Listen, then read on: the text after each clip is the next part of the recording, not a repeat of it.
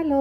അപ്പോൾ നിസുക്കുട്ടി സ്കൂളിൽ പോകാൻ തുടങ്ങിയതിന് ശേഷമാണ് ടിഫിൻ ബോക്സിൽ എന്താണ് എന്നും കൊടുത്തു വിടാന്നുള്ള ആലോചന എനിക്ക് വരാൻ തുടങ്ങിയത് കേട്ടോ. പിന്നെ ഇവിടുത്തെ ടിഫിൻ ടൈം എന്ന് പറഞ്ഞാൽ ലഞ്ചിന് മുമ്പുള്ള ഒരു ടൈമാണ് കേട്ടോ.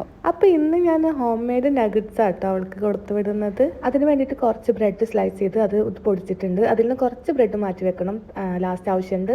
അതിലേക്ക് കഴുകി വൃത്തിയാക്കി വെച്ച ബോൺലെസ് ചിക്കൻ പീസ് ചേർക്കുക. പിന്നെ 1 ടേബിൾ സ്പൂൺ ഇഞ്ചി വെളുത്തുള്ളി ചതച്ചത്, ഒരു 1/2 ടീസ്പൂൺ കാശ്മീരി ചില്ലി, പിന്നെ ആവശ്യത്തിന് ഉപ്പും കൂടി ചേർക്കുക. സോയ സോസ് ഉണ്ടെങ്കിൽ അതും ചേർക്കാം കേട്ടോ, ഒരു 1/2 ടീസ്പൂൺ. എന്നിട്ട് ഇതെല്ലാം കൂടി മിക്സിയിൽ നന്നായിട്ടൊന്ന് അരച്ച് അതിനുശേഷം കുറച്ച് ഓയിലും കൂടി തടവി നമുക്കൊന്ന് പരത്തിയെടുക്കാം. അതിനുശേഷം ഇഷ്ടമുള്ള ഷേപ്പിൽ നമുക്ക് കട്ട് ചെയ്യാം. ഞാനിപ്പോൾ ഇവിടെ സ്ക്വയർ ആൻഡ് റൗണ്ടാണ് ചെയ്തിട്ടുള്ളത്.